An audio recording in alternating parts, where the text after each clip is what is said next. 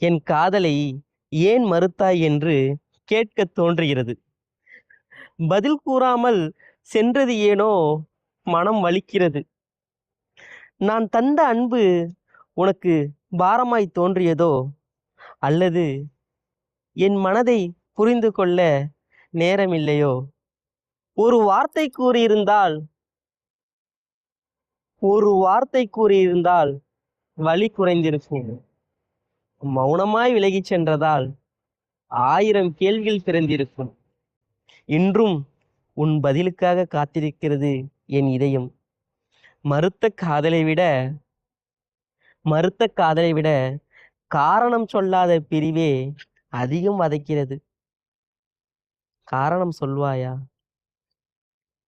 Please? அந்த காரணத்தை சொல்லிட்டேனா கொஞ்சம் ஆறுதலா இருக்கும்ல. ஒரே ஒரு வாட்டி சொல்லிடேன் ப்ளீஸ்.